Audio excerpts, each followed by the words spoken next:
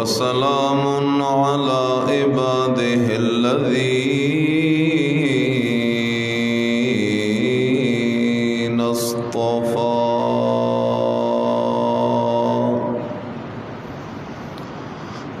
أما بعد فأعوذ بالله من الشيطان الرجيم بسم الله الرحمن الرحيم أو كالذي مر على قرية وهي خاوية على عروشها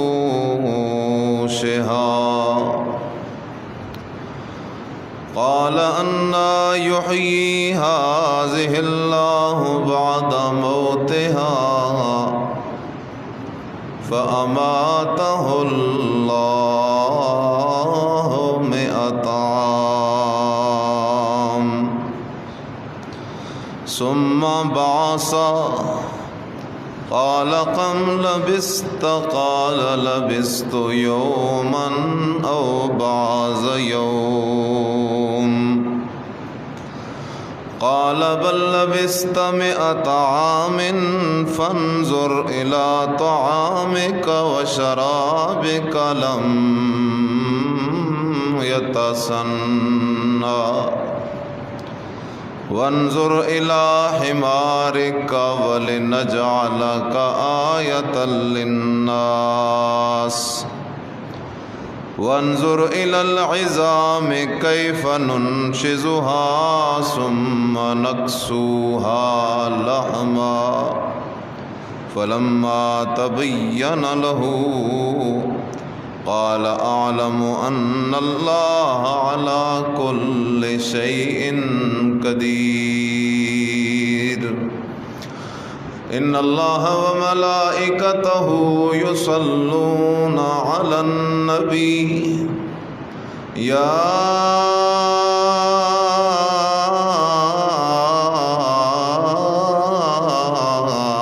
أيها الذين آمنوا صلوا عليه وسلموا تسليما اللهم صل على محمد وعلى آل محمد كما صليت على إبراهيم وعلى آل إبراهيم إنك حميد مجيد اللهم بارك على محمد وعلى آل محمد كما باركت على إبراهيم وعلى آل إبراهيم إنك حميد مجيد سبحان ربك رب العزة عما يصفون وسلام على المرسلين والحمد لله رب العالمين.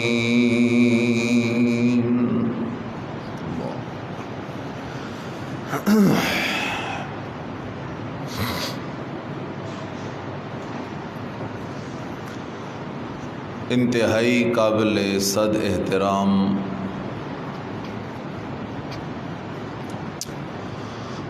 محض مخلص موحد مسلم دوستو بھائیوں بزرگوں،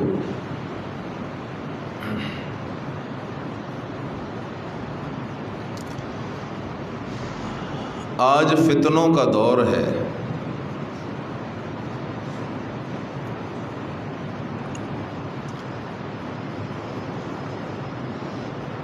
اور فتنے اتنی کثرت سے ہیں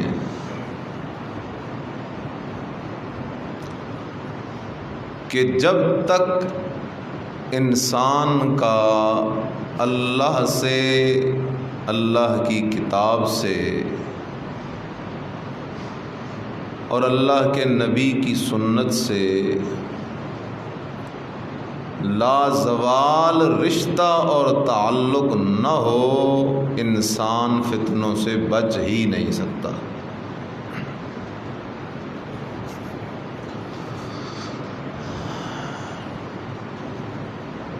جیسے اللہ نے قرآن میں فرمایا وَاعْتَصِمُوا بِحَبْلِ اللَّهِ جَمِيعًا۔ نبی علیہ السلام نے حدیث پاک میں فرمایا میں تمہیں کتاب اور سنت دے کے جا رہا ہوں، فرمایا عَضُّوا عَلَيْهَا بِالنَّوَاجِذِ، اس کتاب و سنت کو اپنی داڑھوں سے مضبوطی کے ساتھ قابو کر لو، نہیں تو گمراہی، ضلالت تمہارا مقدر بن جائے گی۔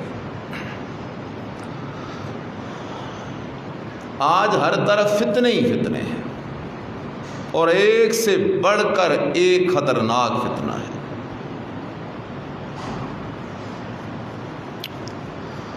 اور ان سارے فتنوں کا نشانہ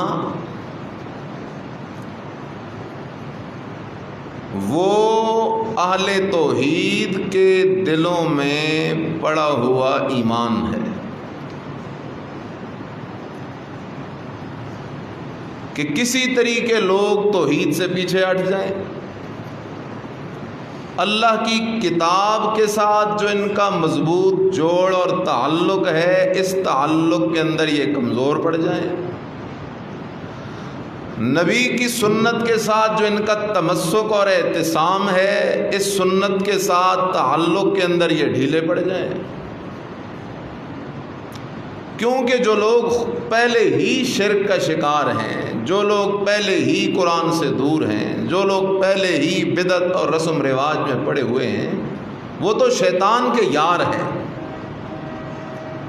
لہذا فتنے کا نشانہ وہ لوگ نہیں، ان سارے فتنوں کا اصل ہدف اور نشانہ اہل توحید اور اہل سنت ہیں، جن کو اللہ نے توحید، سنت اور قرآن پر تمسک اور پنجے گاڑنے والی نعمت عطا کی ہوئی ہے۔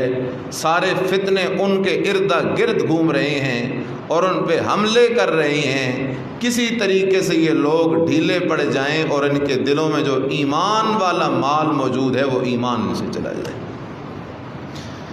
اس لیے میں کہا کرتا ہوں آج کے دور میں مال کے ڈاکو کم ہیں، سونے کے ڈاکو کم ہیں، چاندی کے ڈاکو کم ہیں، ڈالر کے ڈاکو کم ہیں، زمین کے ڈاکو کم ہیں۔ آج کے دور میں سب سے زیادہ ڈاکو وہ ایمان کے ڈاکو ہیں، اور ایمان کے ڈاکوؤں سے حفاظت کرتی ہے اللہ کی کتاب، اللہ کا قرآن، نبی کی سنت حفاظت کرتی ہے۔ قسمہ قسم کے فتنے ہیں، کہاں کہاں نظر دوڑاؤں، لیکن سب سے خطرناک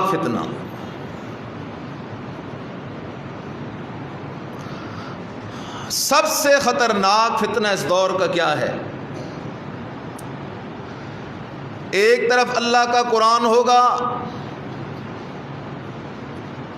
مقابلے کے اندر کلمہ گو کا اپنا کوئی بزرگ ہوگا، ایک طرف اللہ کی کتاب ہوگی، دوسری طرف انسان کی کتاب ہوگی، ایک طرف پیارے نبی کی بات ہوگی، دوسری طرف کسی مفتی، پیر، مولوی اور بزرگ کا فرمان اور فتویٰ ہوگا،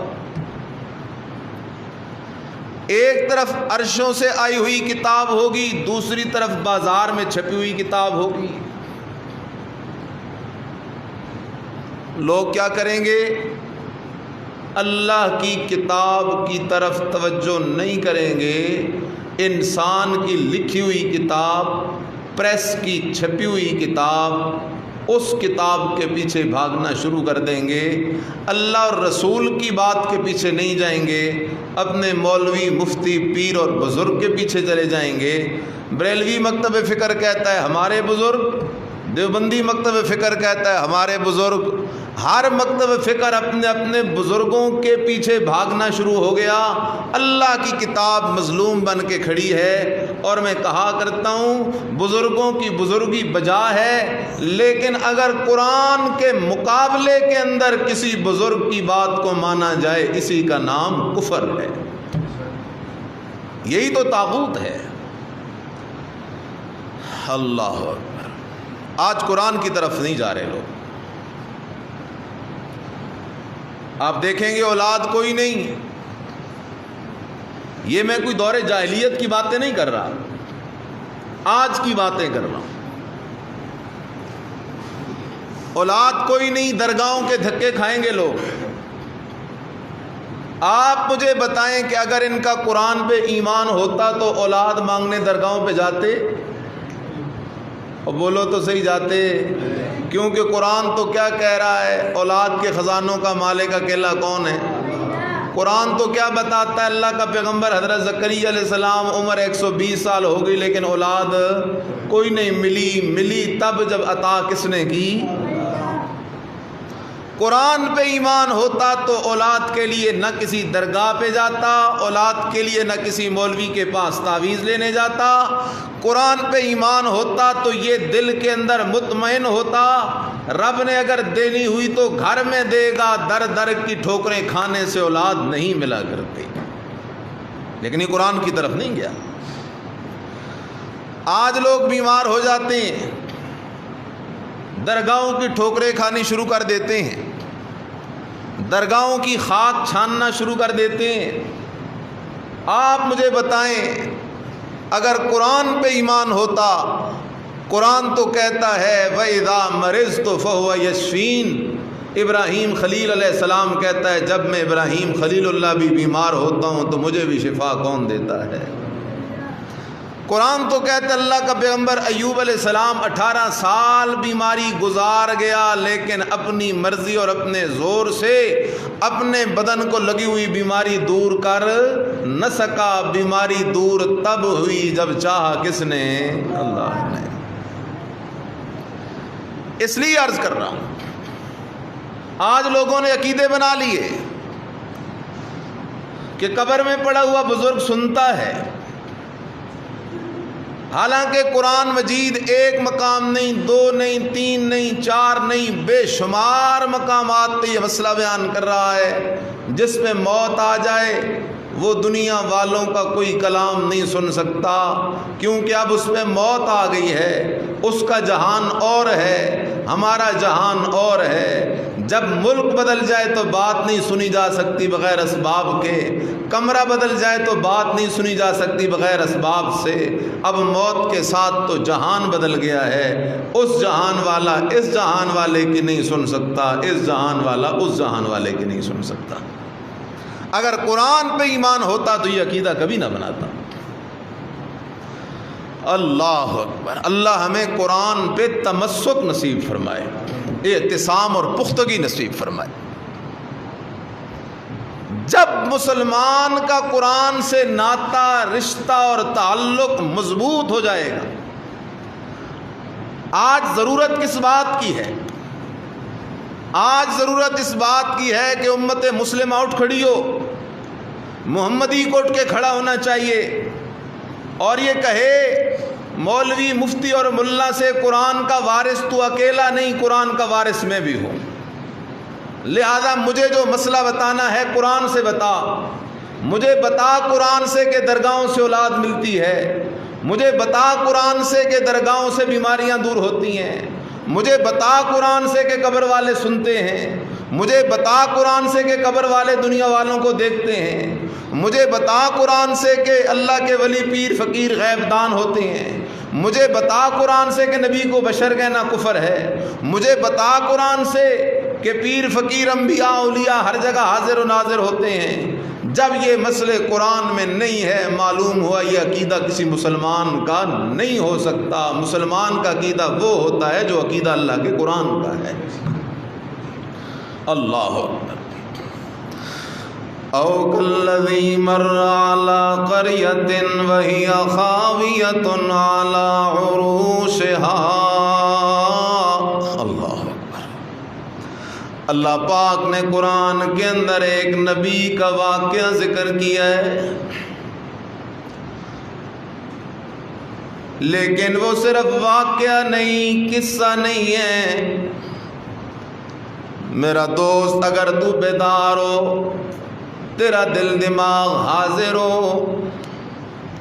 تو اس ایک واقعے کے اندر اللہ نے تیرے میرے عقیدے اور ایمان کو بالکل سیدھا کرنے کا ارادہ کر لیا ہے.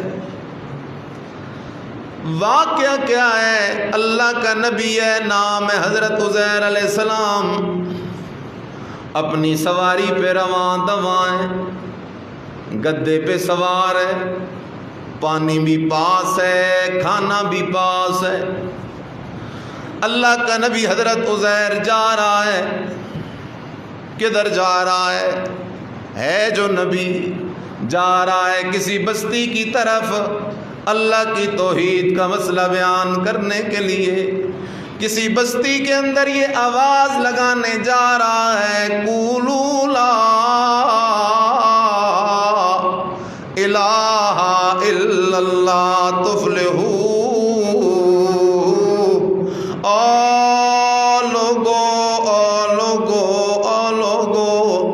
اگر دنیا اور آخرت دونوں جہانوں کی کامیابی چاہتے ہو تو توحیدی بن جاؤ، کامیابی چاہتے ہو تو خدا پرست بن جاؤ، کامیابی چاہتے ہو تو اللہ کو وحدہ لا شریک مان لو، کامیابی چاہتے ہو تو اللہ کو مشکل کشا ہونے میں، حاجت روا ہونے میں، داتا ہونے میں، دستگیر ہونے میں، غیب دان ہونے میں، غائبانہ پکاریں سننے میں، موت سے پاک ہونے میں، نیند سے پاک ہونے میں، تھکاوٹ سے پاک ہونے میں. اکیلا جان لو اگر دنیا اور آخرت کی کامیابی چاہتے ہو تو عقیدہ بنا لو، اولاد دینے والا، صحت دینے والا، مال دینے والا، عزت دینے والا، بارشیں دینے والا، دلوں کے حال جاننے والا، ہر وقت ہر کسی کے حال کو دیکھنے والا، صرف اور صرف اکیلا کون ہے؟ اونچا آواز سے بلند آواز سے کہو اکیلا کون ہے؟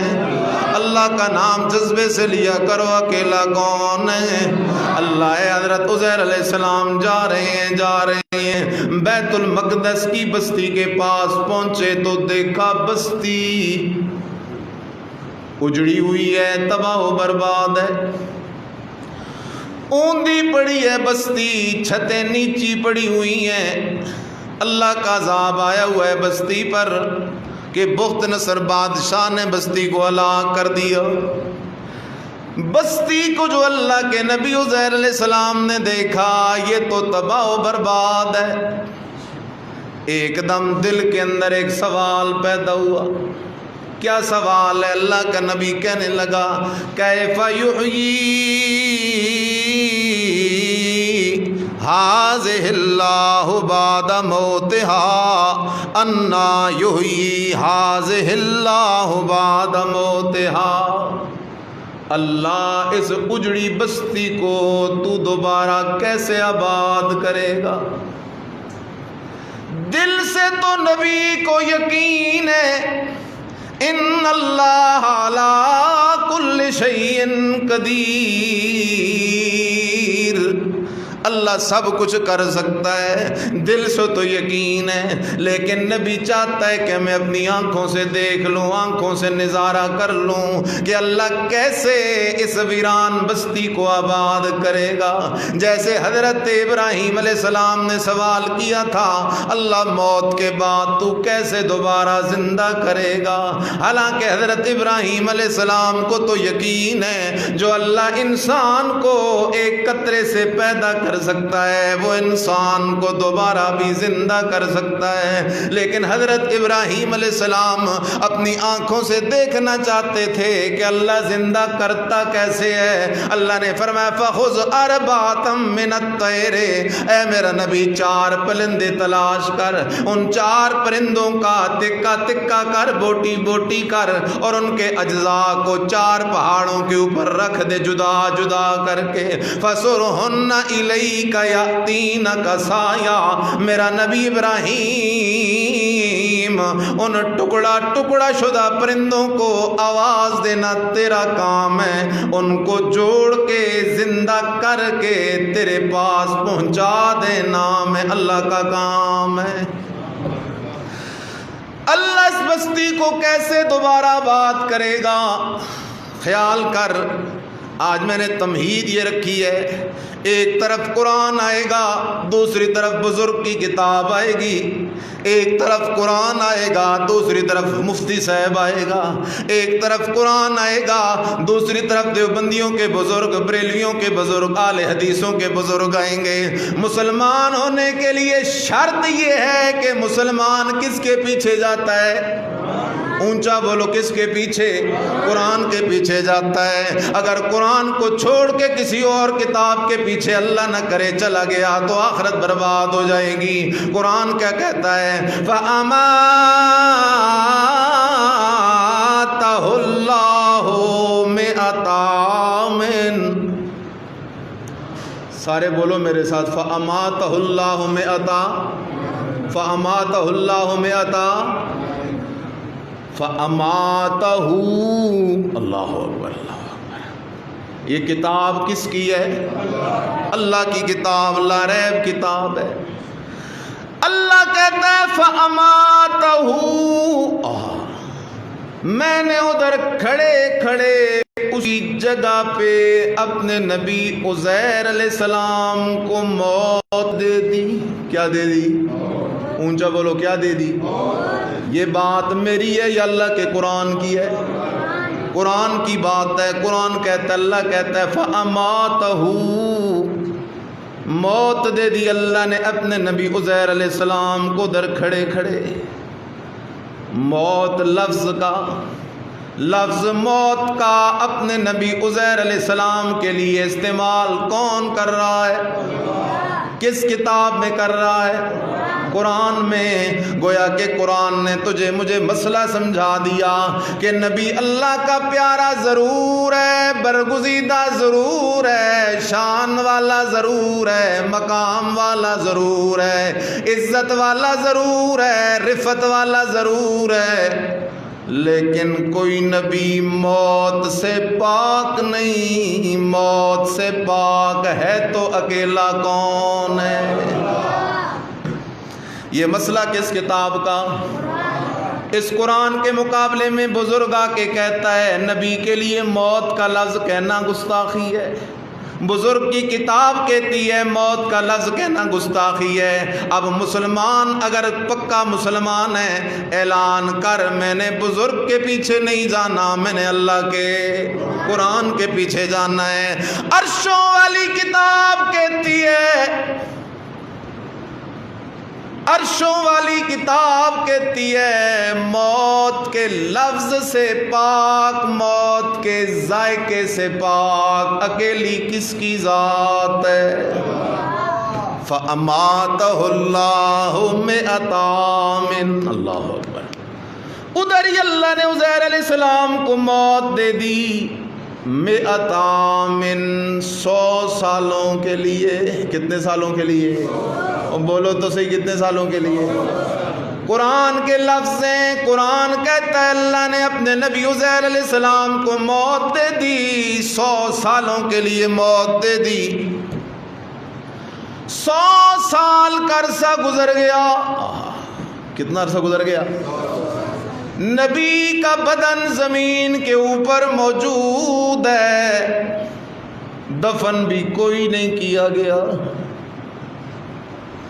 لیکن نبی کا بدن اسی طرح تر و تازہ موجود ہے۔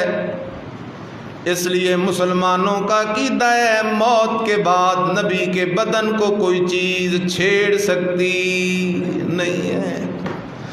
100 سال کا عرصہ گزر گیا، اللہ کا نبی موت کی وادیوں میں گیا ہوا ہے اور نبی کا بدن بیت المقدس کی زمین پہ پڑا ہوا ہے۔ ان 100 سالوں کے اندر سورج طلوع بھی ہوتا رہا، غروب بھی ہوتا رہا، چاند آتا بھی رہا، جاتا بھی رہا، برسات ہوتی بھی رہی، گرمی ہوتی بھی رہی، سردی ہوتی بھی رہی، طوفان آتے بھی رہے، آندیاں آتی بھی رہیں، اور اللہ کے نبی کا بدن مبارک زمین کے اوپر موجود ہے، دفن بھی کوئی نہیں ہوا۔ اللہ سمجھا رہا ہے، سمجھ تو صحیح۔ ثم بعثہ، واہ میرا اللہ، ثم بعثہ، ہمارے شیخ القرآن مولانا غلام اللہ رحمت اللہ تعالی علیہ فرمایا کرتے تھے، واہ اللہ تیرے سمجھانے پہ قربان، او قبر پرست مشرکات تیرے نہ سمجھنے پہ بھی قربان۔ قرآن سمجھائے اور بندہ نہ سمجھے یہ بات اچھی نہیں ہے۔ ثم بعثا، 100 سال کے بعد اللہ پاک نے عزیر علیہ السلام کو زندہ کر دیا۔ عزیر علیہ السلام کو کیا کر دیا؟ عزیر علیہ السلام اٹھ کے بیٹھ گئے۔ خیال کر، قرآن کا مسئلہ ہے۔ ثم بعثہ، 100 سال کے بعد اللہ نے عزیر علیہ السلام کو زندہ کیا۔ اللہ کا نبی حضرت عزیر اٹھ کے بیٹھ گیا۔ اللہ اکبر، دیکھا شہر آباد ہے، رونقیں لگی ہوئی ہیں، بہاریں، اٹھ کے کھڑا ہو گیا اللہ کا نبی حضرت عزیر علیہ السلام۔ اللہ نے اپنے نبی سے سوال کیا۔ خیال کر، سوال کرنے والا کون ہے؟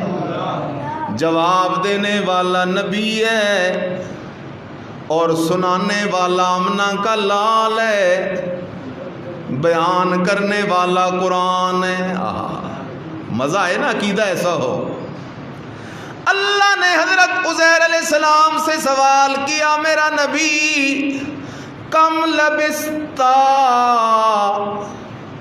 اس جگہ کے اندر تو نے کتنا عرصہ گزارا ہے؟ کم لبستا، تجھے یہاں کتنا عرصہ گزر گیا ہے؟ اب نبی کا جواب سن۔ اللہ کا نبی حضرت عزیر علیہ السلام جواب دیتا ہے، لبست یومن او بعض یوم، اللہ ایک دن گزرا ہوگا۔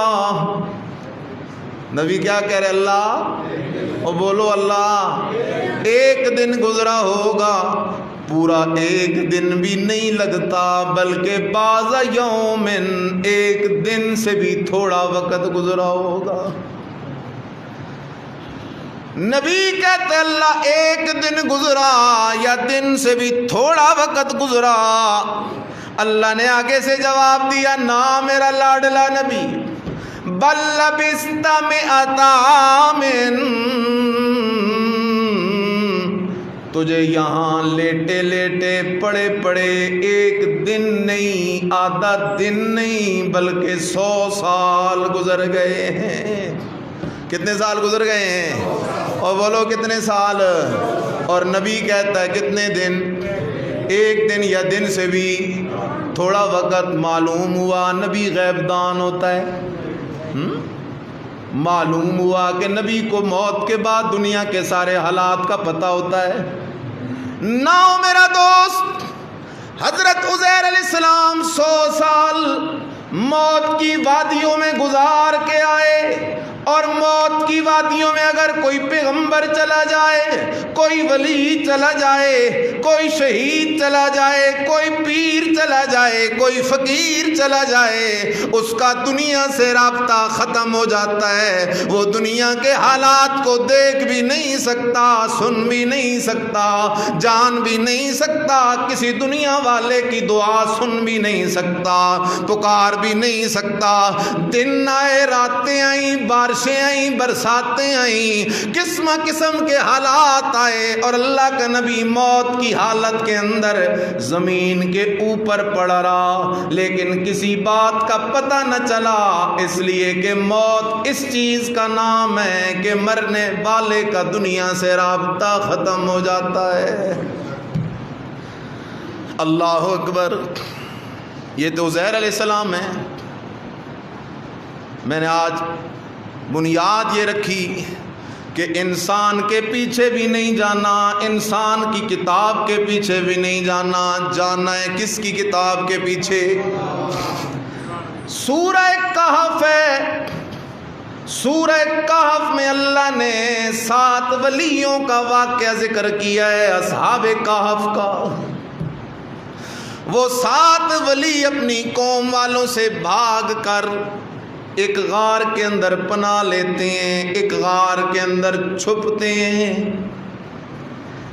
ولی، لیکن غار میں چھپ رہے ہیں، اور جو خود چھپنے پہ مجبور ہو جائے وہ دوسروں کا مشکل کشا نہیں ہوتا۔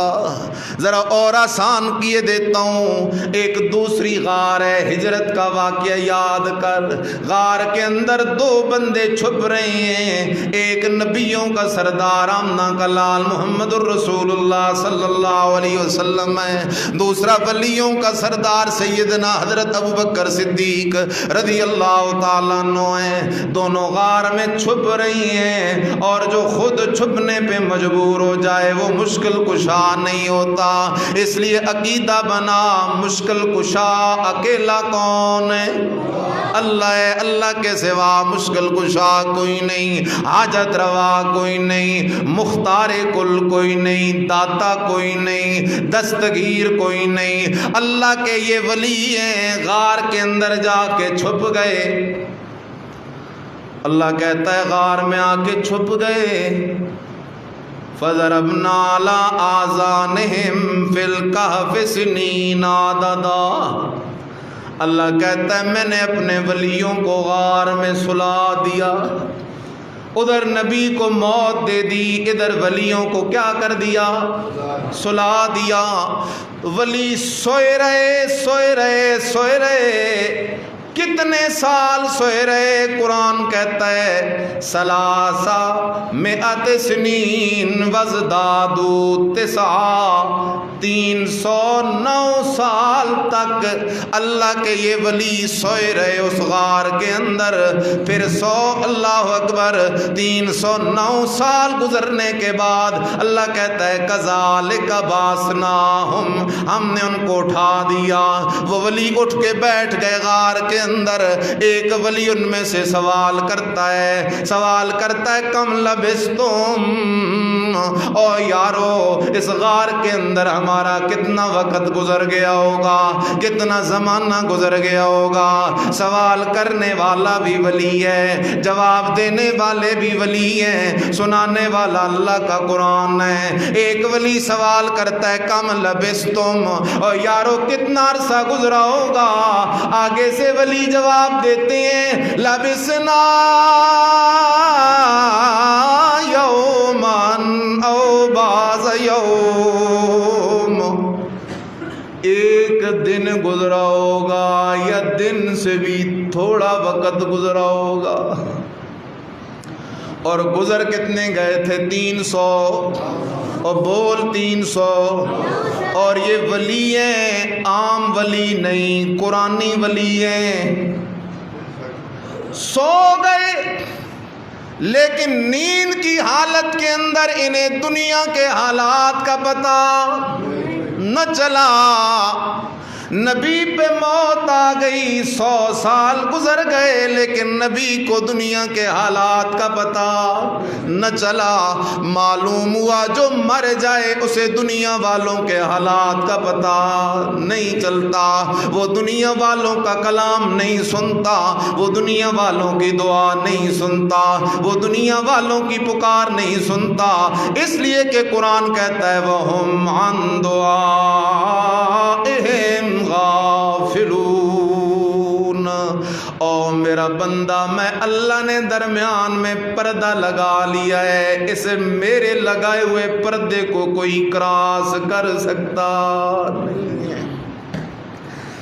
ہاں، لیکن لوگ جب قرآن سے دور چلے گئے تو عقیدہ کیا بنایا؟ او جی ہمارے حضرت جی، ان کو تو پتہ چلتا ہے قبر پہ چڑیا کے بیٹھی ہے یا چڑا کے بیٹھا ہے۔